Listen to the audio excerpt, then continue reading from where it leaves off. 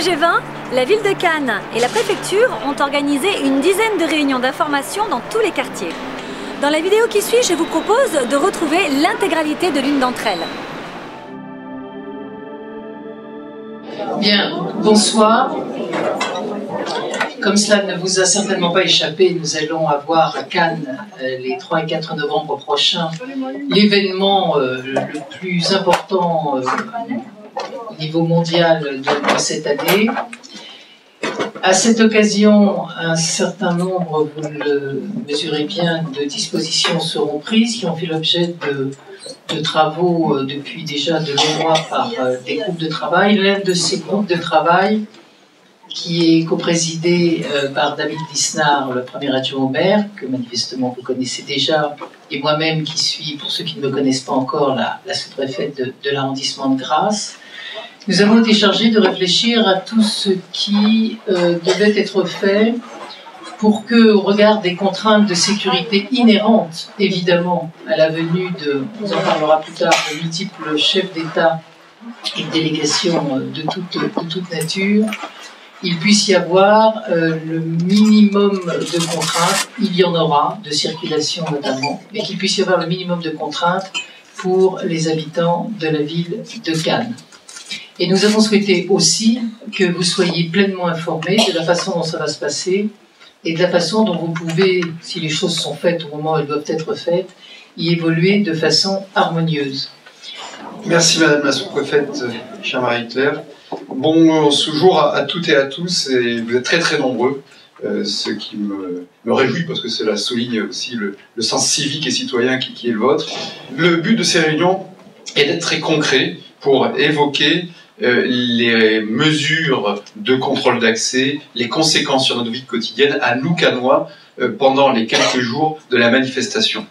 Alors, on n'est pas là pour juger de l'opportunité de l'organisation d'un G20 et de l'opportunité de l'organisation d'un G20 à Cannes. Ce que je voudrais dire néanmoins, et Madame sous-préfet a bien voulu l'évoquer, c'est que jamais une manifestation internationale, économique, géopolitique de cette dimension n'a été accueillie en France.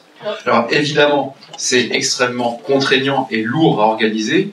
Évidemment aussi, je voudrais qu'on en ressente, mes chers amis, au moins pendant quelques minutes, un sentiment de patriotisme. Je le dis à chaque fois, mais j'y tiens, parce que dans une époque où on est toujours dans le négatif, on est toujours dans le doute, dans une époque difficile, eh bien que nous, Français, soyons fiers que cet événement soit accueilli en France. Et il est plus que jamais nécessaire, il suffit de regarder l'actualité quotidienne, économique et géopolitique pour l'être convaincu. Et il est accueilli pas n'importe où, à Cannes. Pourquoi est-il accueilli à Cannes? Très simplement parce que la configuration de la ville, avec son unité de lieu entre le Palais des Festivals et des Congrès adapté, l'hôtellerie, l'offre hôtelière est donc cohérente. La ville est plus facile à sécuriser. Et il y a également la compétitivité du Palais des Festivals et des Congrès, le savoir-faire des équipes qui ont déjà travaillé avec les services de l'État sur différents sommets européens et France-Afrique. Donc là-dessus, je crois que c'est aussi un motif de fierté cannoise. Nous sommes fiers d'accueillir cet événement. Alors évidemment, cette fierté, elle se complète par une opportunité pour la ville. Le G20 a lieu à Cannes les 3 et 4 novembre, pendant 2 jours. Il faut savoir que pendant ces 2 jours, il y aura plusieurs milliers de participants qui rempliront nos hôtels. Donc c'est une bonne nouvelle pour l'économie locale et pour l'emploi. Derrière cela, et c'est pour ça que la bataille du tourisme est importante à Cannes, en particulier du tourisme événementiel, derrière notre capacité d'accueillir des événements, il y a notre capacité à préserver des emplois, des rentrées fiscales, à créer de la richesse. Et donc, et aussi à pouvoir financer du service public. Je voudrais dire à ce titre que c'est le but de ces réunions aussi, de démentir parfois certaines rumeurs. Il n'y a pas de budget municipal G20. Le G20 n'est pas une charge pour le contribuable cannois. Il faut que vous sachiez que chaque pays, il y aura entre 20 et 30 pays, hein, donc vous imaginez l'importance de ce sommet. Chaque pays assume les frais de sa délégation, paye les hôtels, assume donc le coût de son séjour à Cannes. Et que la France, pays hôte, prend en charge l'événement lui-même, c'est-à-dire loue à la ville de Cannes le Palais des Festivals et des Congrès. Donc cela génère des recettes. Hein. Ce n'est pas une charge, c'est une recette. Voilà. Ça, je tiens à le dire aussi, parce qu'on est là pour défendre l'intérêt du contribuable en général et Cannois en particulier. Le troisième élément, bien sûr, donc fierté, patriotisme, opportunité de faire la démonstration au monde entier de la capacité de Cannes d'accueillir des événements internationaux. Vous savez qu'une grande partie de la richesse cannoise dépend de notre capacité d'accueil de salons professionnels, de réunions professionnelles, qui apportent beaucoup d'emplois et correspondent à l'identité de Cannes depuis 150 ans. Il faut le dire aussi, c'est pas nouveau. Cannes a cette vocation de ville d'accueil, de décideurs du monde entier. Opportunité, mais aussi énorme contrainte pour nous habitants. Parce que lorsque vous devez sécuriser sur quelques mètres Barack Obama, Angela Merkel, le Medvedev, président chinois, la présidente brésilienne, le président de la République française, etc., vous imaginez la cible que représente la concentration de ces chefs d'État au même endroit. Donc là-dessus, l'État est seul décisionnaire et assume, et je le dis avec maintenant quelques années d'expérience, assume parfaitement cette tâche pour sécuriser bien sûr les délégations, mais aussi pour sécuriser tous les quartiers. Et vous verrez tout à l'heure que toute l'agglomération sera parfaitement sécurisée. Et je tiens à remercier les services de l'État qui, au-delà de leurs obligations, j'allais dire, professionnelles, de leur mission professionnelle, ont tenu à organiser ces réunions de concertation. Je pense qu'il n'y a rarement eu autant de réunions, d'échanges entre les organisateurs, l'État et la ville, l'État en l'occurrence, et la population, pour accompagner cela, pour expliquer. Hein, je crois que ce qui nous fait peur, ce qui fait peur aux habitants, c'est toujours de ne pas savoir. Donc là, vous allez tout savoir. Là, ce qu'il faut que vous sachiez précisément, c'est que la préoccupation de l'État et de la ville a été de sécuriser bien sûr le cœur de la délégation, mais aussi les biens et les personnes, et en particulier les habitants. Et là-dessus, je crois qu'on peut être très rassuré. Elle a été aussi de limiter les contraintes. Les contraintes, elles sont fortes, il ne faut pas le masquer. Mais elles ont été limitées dans le temps et dans l'espace. Et M. Winkler, qui connaît ça parfaitement et qui l'organise, fait des prouesses pour que les zones de contrôle d'accès, de filtrage, soient le plus limitées possible. Et le maximum de contraintes pour la zone 1, c'est 3 jours et demi. C'est pas 15 jours comme on a pu l'entendre, ou un mois, ou une semaine, c'est 3 jours et demi. Pour la zone 2, qui va jusqu'au point des 103, vous le verrez, c'est 2 jours et demi. Et les autres quartiers de la ville, il n'y a pas de contraintes de contrôle d'accès. Il y aura en revanche, bien sûr, des difficultés de circulation, etc. C'est une évidence. Et donc là-dessus, la volonté de la ville et de l'État était d'informer, de limiter dans le temps et dans l'espace, mais aussi d'accompagner au mieux. Et nous travaillons, c'est pas encore définitivement arrêté, sur la mise enfin, pour que les bus continuent de fonctionner et que sur l'hypercentre, il y ait des circuits alternatifs pour préserver la vie, etc. Voilà ce que je voulais dire en introduction. J'ai certainement dû oublier des éléments. Merci à vous de votre présence.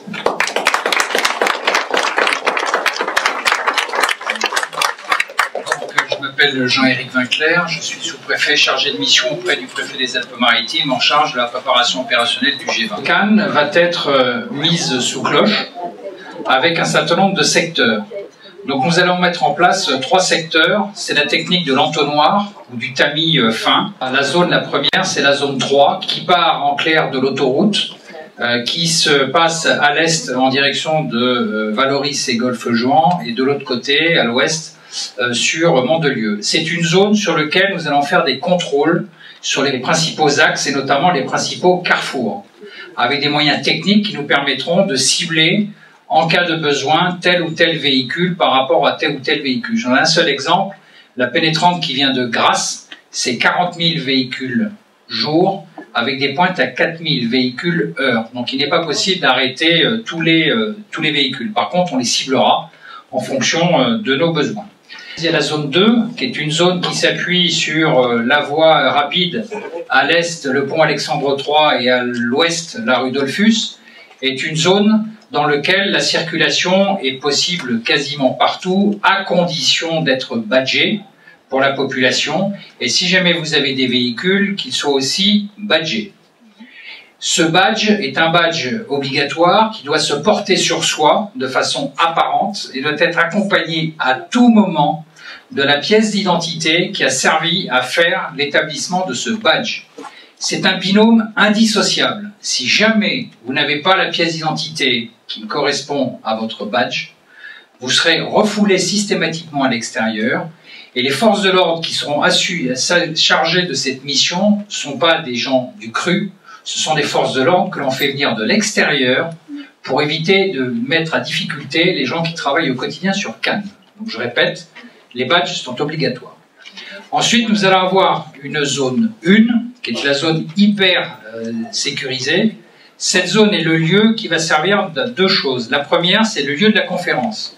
La conférence des 25 chefs de gouvernement et d'État, donc les 20 membres du G20, plus à l'heure actuelle 5 pays invités. Il se peut qu'il y ait d'autres délégations, pour monter jusqu'à une trentaine de délégations étatiques, auxquelles viennent se joindre pour les aider à travailler les 7 organisations internationales, passant de l'ONU en passant par le FMI, l'Organisation du tourisme, du commerce et le Conseil de stabilité financière. Donc c'est 33 délégations annoncées. Alors vous allez me dire 25 plus 7 égale 32. Non, parce que particularisme de l'Europe, l'Europe a une double tête, à la fois le Conseil et la présidence.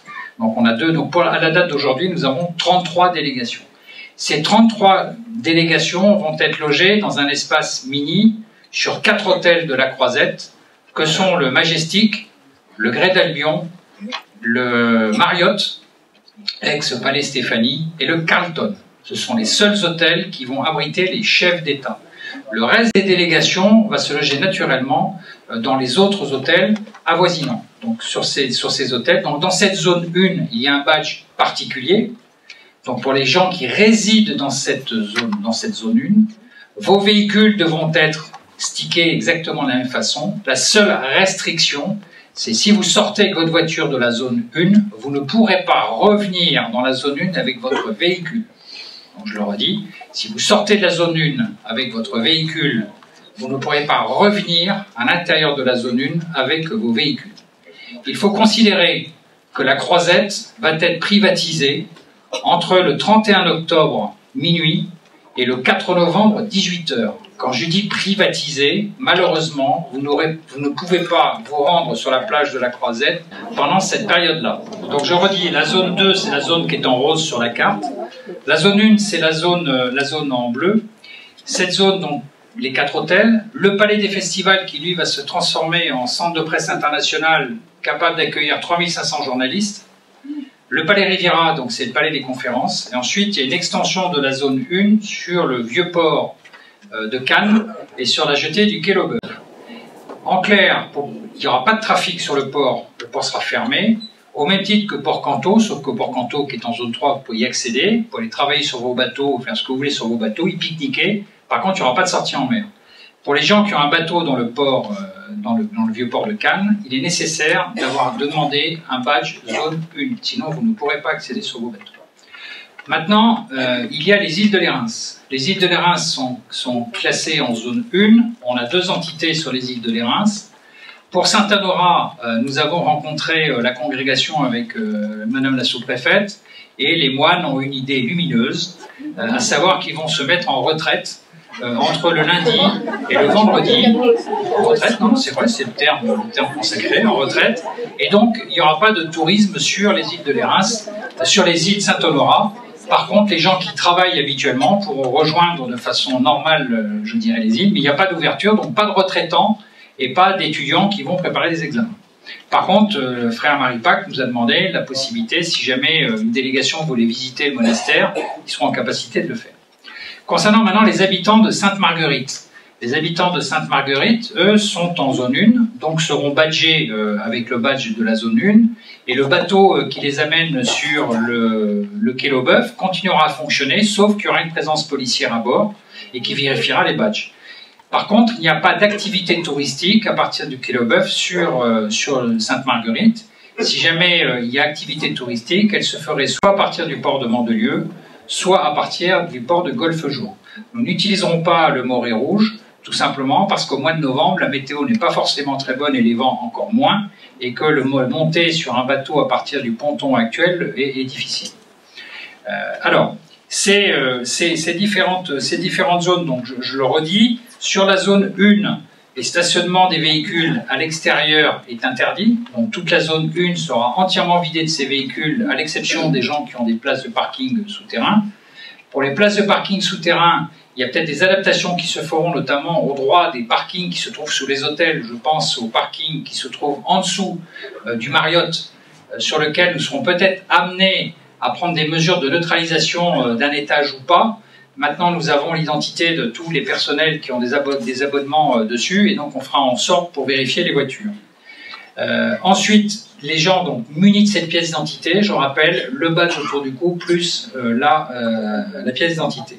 Concernant la zone 2, c'est la même chose. Les personnels titulaires, aux habitants titulaires d'un badge de zone 1 peuvent circuler dans la zone 2, mais pas l'inverse.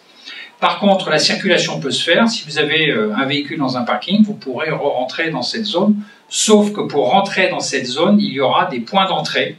Et donc, ça ne sera pas des entrées très faciles. Nous aurons 3 points d'entrée véhicules. Le premier à hauteur de la rue d'Antibes et du pont des Gabres.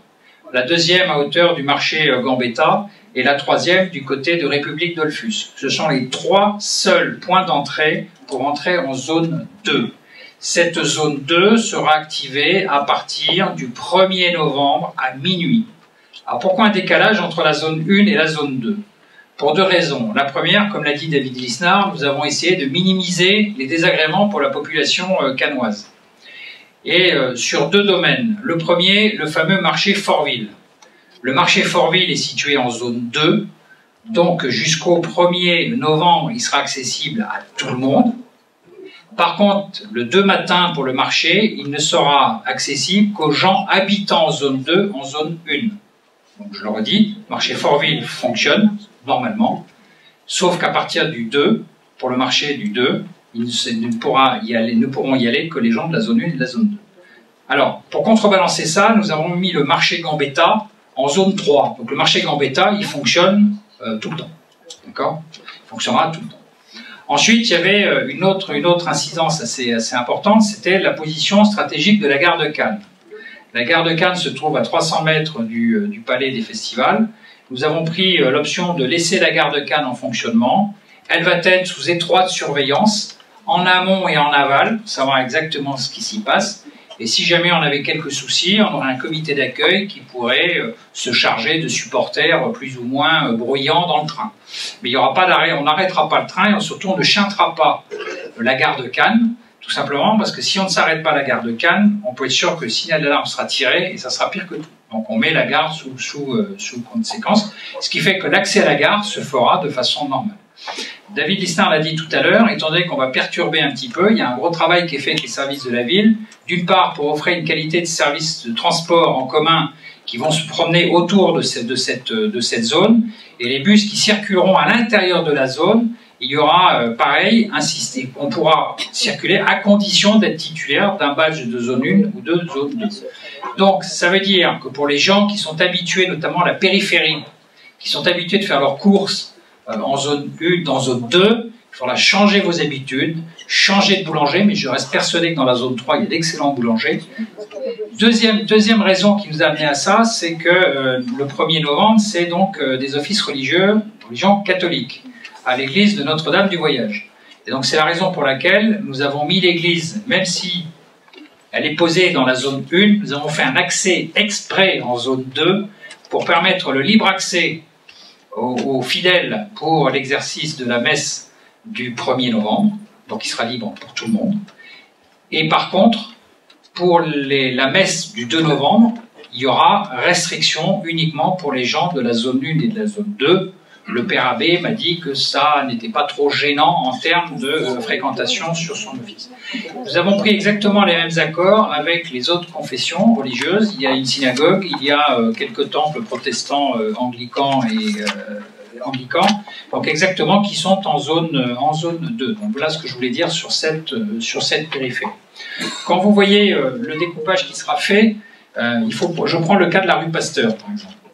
La rue Pasteur donc, descend ici. Il faut considérer que c'est le trottoir. Qu'est-ce qui est en zone 1 et qu'est-ce qui est en zone 2 dans ces rues-là? C'est le trottoir au vertical de la zone qui est considéré en zone 1. Donc il sera barriéré. Pour marcher sur ce trottoir-là, il faudra avoir un badge zone 1. Le reste de la rue et le trottoir d'en face sera en zone 2. Autre petite incidence dérangeante, je sais qu'il y a des gens qui ont des appartements rue Pasteur en zone 2, qui malheureusement ont leur véhicule dans des garages zone 1, même chose, ils pourront sortir leur véhicule, mais ils ne pourront pas le rentrer. Les barrières ne se lèveront pas. Je le précise tout de suite pour cette zone-là.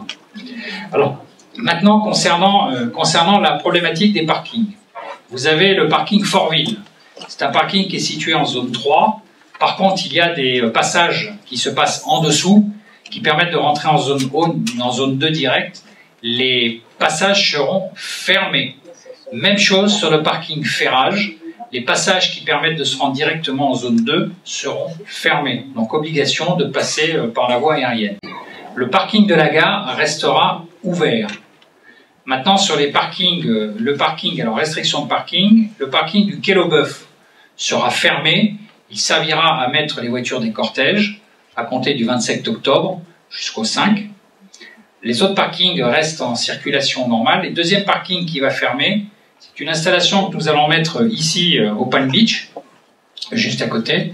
Nous allons installer au Palm Beach 3 entités différentes. La première, ça sera le lieu d'accréditation et de retrait des badges pour toute la presse. Tout journaliste qui arrive dans la zone passera par là chercher son badge.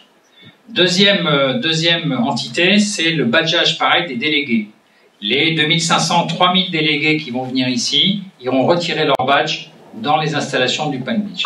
Troisième installation qui est dans le Palm Beach, sur le parking, c'est un centre de dépollution dans lequel nous allons passer au déminage tous les véhicules qui rentrent dans la zone 1. Ça va des véhicules de chef d'État aux véhicules de voirie de la ville de Cannes. Ce qui va amener quelques restrictions, notamment de circulation pour les services dans la zone 1. La circulation de tout ce qui est livreur, ramassage de poubelles, ne pourra se faire que dans des horaires contraints liés à la sécurité, entre 2h et 6h du matin.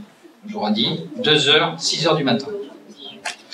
Alors, tous les véhicules passent dans ce centre et sont accompagnés par une présence policière le temps de leur mission dans la zone et ensuite sont ressortis. Et chaque fois qu'on rentrera dans la zone, on repassera par ce circuit-là. Il était mis en place pour les services techniques de la ville une zone d'attente pour éviter à chaque fois de repasser dans le centre de déminage. Ensuite, pour accéder à cette zone, la totalité des délégués vont arriver par l'aéroport international de Nice. Et donc, il y aura un transfert qui va se faire par la route, par l'autoroute A8, qui est l'axe prioritaire, parce qu'au mois de novembre, vous pouvez avoir mauvais temps, donc les bords à bord hélicoptères sont sujets à la météo, que les bords à bord maritimes sont très compliqués puisqu'on ne peut pas prendre un bateau sur l'aéroport, qu'il faut soit aller à Saint-Laurent-du-Var, soit repartir dans le port de Nice. Et il y a surtout 1h40 de traversée. Donc tout le monde arrivera, et pour minimiser la problématique de circulation dans Cannes, les cortèges arriveront tous par l'axe suivant. On sortira à Cannes-la-Boca, sortie 41. On contournera l'aéroport de Cannes-la-Boca, on rejoindra le boulevard du Midi, et on arrivera par le boulevard du Midi jusqu'à la zone sanctuarisée. Ce qui veut dire qu'il n'y aura pas de possibilité de se garer le long du boulevard du Midi entre le 31 octobre à minuit et le 4 novembre 18h. Donc pas de véhicules garés le long du boulevard du Midi jusqu'à son arrivée. Autre restriction, c'est sur le port, le port de Cannes. Le quai Saint-Pierre sera interdit au stationnement. Donc voilà, donc on va déplacer la gare routière qui se trouve à côté de la mairie et on risque de la déplacer sur la gare. Donc voilà les inconvénients. Et pareil sur les taxis, on a vu avec la Fédération des taxis pour décaler. L'aéroport de Nice ne sera pas fermé. La seule restriction que l'on a imposée, c'est qu'il n'y aura pas d'aviation non commerciale sur Nice. Donc les avions arriveront normalement, la navette, sauf que si on a l'atterrissage simultané d'un chef d'État, la navette fera un rond supplémentaire au-dessus de la mer avant de pouvoir se poser. Par contre, il n'y aura pas d'aviation d'affaires sur l'aéroport de Nice. L'aéroport de Cannes-Mandelieu, lui, sera réservé aux moyens techniques, aux moyens d'État, notamment hélicoptères. C'est près d'une quarantaine d'hélicoptères de toute nature qui vont être sur le dispositif. Donc pas d'avions qui se poseront, ou à l'exception de certains petits avions, tout de même l'aéroport de Cannes n'en peut pas se poser au-dessus de 22 tonnes. Donc si vous voulez, même les avions des jets d'affaires, tous ne peuvent pas arriver. Donc voilà ce que je voulais dire sur le dispositif. Alors comme l'a dit David, c'est toute l'agglomération cannoise qui va être mis sous le joug policier qui permettra de faire... Donc il n'y aura pas de quartier, je dirais, laissé à l'abandon, sachant qu'on a un certain nombre de renforts. Donc, je n'entrerai pas dans le détail de la présence policière sur site et des moyens que nous allons mettre en place. Alors, je vais revenir maintenant sur le port du badge. Donc, je répète, il est obligatoire. Le badge plus la pièce d'identité avec laquelle vous avez fait établir votre badge. Si vous avez mis votre permis de conduire, ne vous promenez pas avec votre passeport, parce que sinon on vous reconduira à l'extérieur de la zone et vous serez obligé de passer par la case commissariat pour qu'on aille vérifier le dispositif. Ensuite, pour les enfants de moins de 12 ans sont exclus de badge. Par contre, il faut que la personne qui les accompagne ait soit le livret de famille, soit une photocopie du livret de famille, tout simplement pour vérifier l'âge. C'est une chose. Les enfants de plus de 12 ans sont badgés. Les gens qui se font badger, donc je le redis, c'est les résidents de la zone 1, de la zone 2, la totalité des personnes qui viennent y travailler, que ce soit les commerçants, les restaurateurs, plus les professions paramédicales, ainsi que tout le personnel qui apporte assistance aux gens, personnes âgées, qui ont des livraisons soit de repas, soit qui ont des soins à domicile ou des aides, et une centaine de travailleurs sociaux qui seront habilités à rentrer dans cette zone. Les non-résidents qui sont propriétaires d'un parking dans la zone 1 ou dans la zone 2 peuvent demander un badge, et les véhicules qui doivent accéder en zone 2. Alors, comment se faire badger? Nous avons mis en place une fiche de liaison qui vous est arrivée par divers systèmes, notamment un publipostage qui a été fait de façon manuelle. Nous avons distribué 10 567 enveloppes. Alors, comme c'était fin juillet, beaucoup de gens, ou certains, ont cru que c'était de la publicité, donc c'est passé direct à la poubelle. Maintenant, il y a possibilité de le télécharger sur le site de la ville de Cannes, sur cannes.com. Et ensuite, il y a au commissariat de Cannes une cellule avec des réservistes de la police nationale, avec à sa tête un commissaire que vous connaissez, qui lui aussi est retraité réserviste, qui gère ce dispositif. Toutes les informations qui sont données vont faire l'objet d'un fichier totalement réglementaire, puisque nous avons l'accord de la CNIL. Par contre, je m'engage à détruire ce fichier le 4 novembre à 18 h. Il n'y aura pas de transmission du fichier que nous allons faire, soit aux forces de l'ordre, soit, je dirais, à la municipalité. Nous détruisons ce fichier dessus. Alors maintenant, sur la problématique du retour des fiches, la date étant le 15 septembre, c'est-à-dire demain, donc il est urgent de se dépêcher. Si jamais vous pouvez continuer après cette date à amener vos fiches si vous ne l'avez pas fait, mais ça entraînera autant de décalage, je dirais, sur la distribution des badges derrière. Les badges, donc, sont fabriqués par une société qui est à Sophia Antipolis. Donc, on a des délais de fabrication, une quinzaine de jours. Donc, à partir de là, on les alimentera. La distribution des badges qui est prévue le 15 octobre, pour ceux qui ont fait les formalités avant le 15 septembre, et puis ensuite décalé. Nous allons mettre en place 3 points de distribution périphériques en zone 3.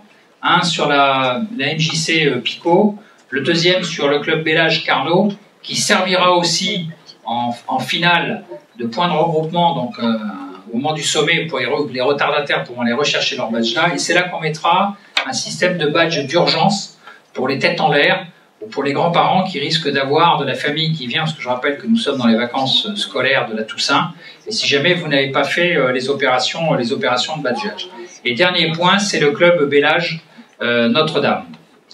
Alors les zones, je le redis, seront fermées. La zone 1, qui est en bleu, à compter du 31 octobre à minuit, et réouvrira le 4 à 18 h. Pour la zone rose, donc la zone 2, la fermeture se fera le 1er à minuit, réouverture le 4 à 18 h.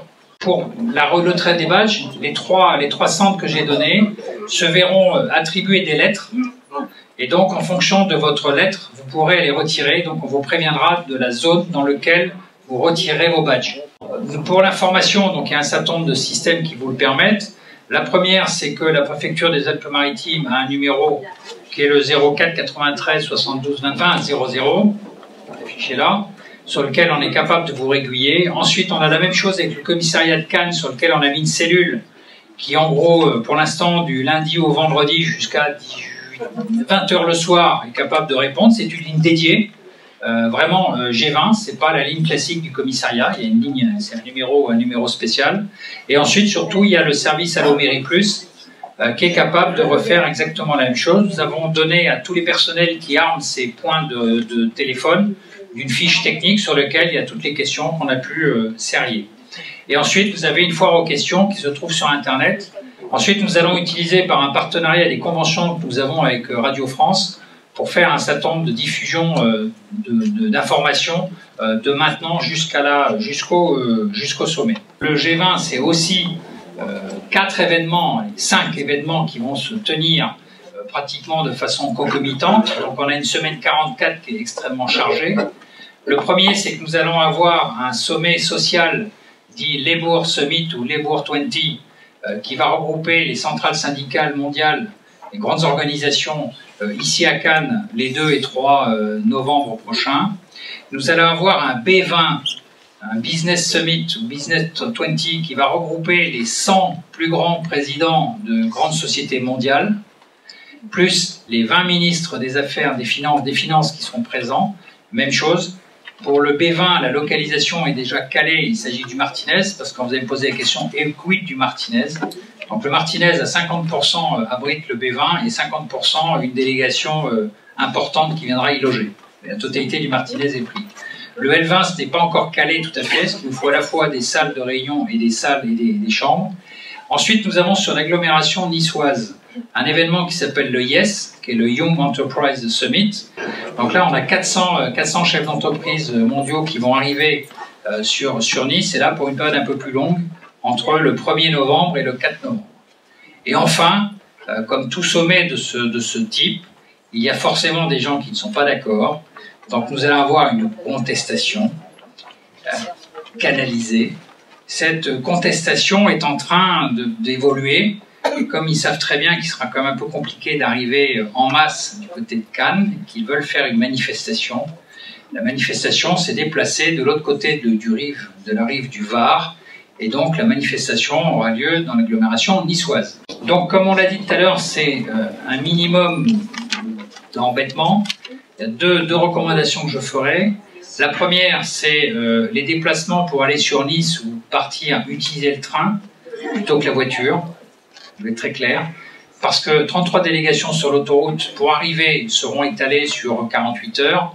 Le vendredi 4 après-midi, je pense que ça sera quand même très compliqué. C'est exactement chez ces gens-là la même chose qu'une sortie d'école pour nous, c'est-à-dire que tout le monde doit être devant la grille, prêt à démarrer, prêt à rentrer à la maison. Donc ça sera exactement comme ça. Donc le vendredi après-midi sera extrêmement compliqué. Nous allons renforcer les lignes de train, s'il le faut, avec les TER. La deuxième, c'est de vous armer de patience, parce que la circulation sur Cannes est quand même extrêmement compliquée en temps normal. Donc vous imaginez bien qu'à partir de là, et surtout je l'ai dit en zone 3, nous allons mettre une trentaine de points de contrôle. On sait très bien qu'à partir du moment où on met du bleu sur un point de contrôle, ça ralentit. Donc automatiquement, on va perturber, je dirais, les habitudes classiques. Donc il y aura ces problématiques, je dirais, de transport qui sont importantes. Je pense ne n'avoir rien oublié sur la présentation.